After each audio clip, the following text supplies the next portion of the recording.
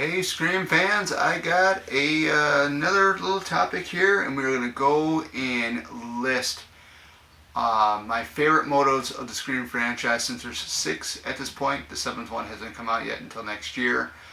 We're going to go one through six, six being my least favorite, and number one being my favorite. And starting off with number six is none other than Scream 5, the Ghostface who's in that. Richie and Amber, their motive is toxic fandom. Uh, to me, when I've seen the movie in theater, it was just kind of strange. Toxic fandom, just because, all the stab movies are not so great anymore. You guys are basically were trying to do your own movie with actually killing off people and stuff like that. Just the motivation of toxic fandom, that was just didn't cut it for me. Even though I did like the film more than Scream 6 though, but yeah, toxic fandom just, to me, it just didn't really make up for like a good motive. But the movie itself I enjoyed. So that is at number 6, Scream 5, Ghostface's motive. For number 5 is Scream 6. The motos for the Baileys, Quinn and Ethan, and I think you called them Maroney's character Detective Bailey. The Bailey's motive was, it was basically a mirror image of Scream 2's revenge. They're getting revenge from Sam and Tara, basically targeting Sam Carpenter because she killed Richie, which is the family member from the fifth film. And when I looked at that, and I'm like, okay, so you are probably going to run out of ideas with motos the more Scream films you keep making. But I thought this was. It was a little bit better than Scream 5's. I would take it over Scream 5's motive over toxic fandom any day. The film itself was good. The only thing I really, didn't really like about Scream 6 was Detective Bailey was not really psychotic. He didn't come off like the portrayal of like Billy and Stu or Mickey or Mrs. Loomis or even Jill for that instance, But yeah, that was, their motive was a little bit better, so that's why I got the Ghostfaces in Scream 6, their motive at number 5. Now at number 4, I do have Scream 3 because the movie was good. It was more comical than anything, but I still love the film. But the fact, hey, Sydney has a long lost brother that she never knew she had. And the motive was that he was the one that originally killed Maureen Prescott, not Billy and Stu. That's what the whole thing was. You remember in that photo, the one photo at the one crime scene, you flip it over, and it says, "I killed her." So I think that motive was kind of threw me off when I first seen it. I'm like, no, wait a minute. Billy and Stu were the ones that killed Maureen. But there was a third Ghostface involved we didn't know about until we get to Scream 3 here. So I think the motive was better than Scream 5 and Scream 6. And it's, Scream 3 has basically grown on me throughout the years. I loved it. It came out in 2000. I was still in high school back when it came out, so that was that. Here we get into the top 3 here. My number 3 pick is Scream 4, and it's another family member of Sydney's. Jill's motive was whacked out, crazy whacked out. How Sydney got all the attention was, it was done by accident. She didn't want to be put in the spotlight. All this stuff happened to her beginning with the first film, and it was like according to what Jill had said, is that all I heard around here was Sydney this, Sydney that, Sydney, Sydney, Sydney. You know, why are you so fucking special?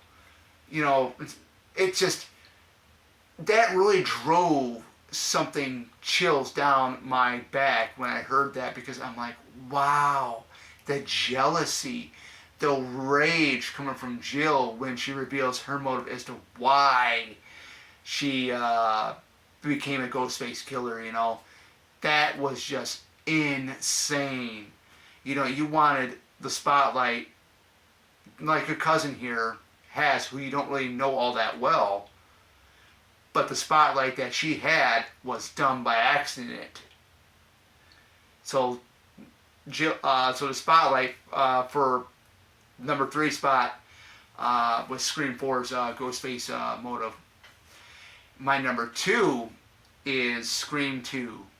And we talked about Nancy Loomis earlier in the video the previous day. And the motive was revenge.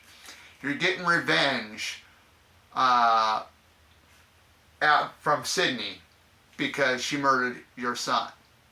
When you read the book, The Woodsboro Murders by Gale Weathers, and it tells you in there that he was one of the Ghostface killers in the events of the original Woodsboro murders.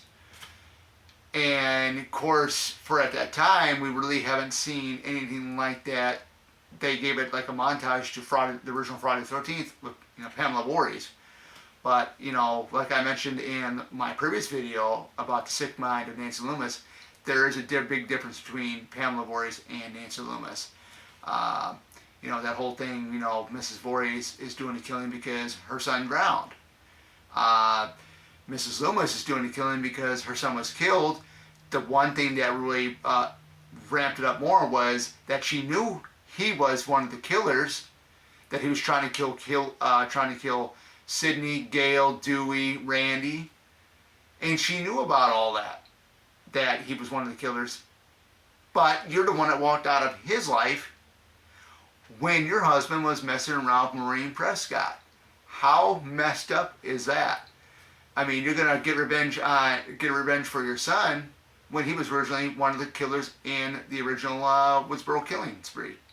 So that comes out in my number 2. My number 1 is none other than the motive for Scream 1, which is Billy and Stu, particularly Billy, because the reason why this whole thing went down, you do find out about it in Scream 3, is that Roman Bridger does show videos of Maureen and Cotton together, and from what Roman had said, I had no idea that they, referring to Stu and Billy, or Billy and Stu, that they were going to make a movie of their own, which was going ahead and dress up as Ghostface and start their killing spree.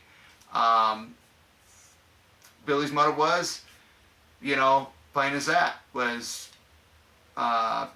his dad, or Maureen was messing around with his dad, Maureen was messing around with his dad, and that's how this whole thing transpired. Now, you would almost think that, Billy would be pissed at his father. But we didn't get really to see that. I guess Billy wasn't too mad at his dad, Hank Loomis, but he sure in the hell was very, very uptight with Maureen Prescott, which, made, his mom Nancy up and abandon him.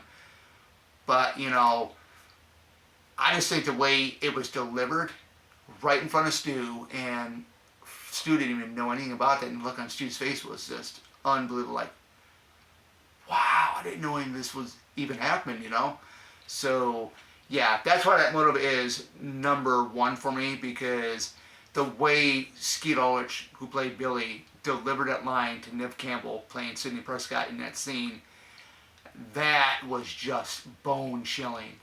Bone-chilling to the nerve. Like, wow. And here's Sidney thinking, what's this got to do with me? or my father, you know. But they went out, Billy and Stu went out and did their thing, and that was that. So, guys, that is my ranking. My ranking for the motos is from least to best.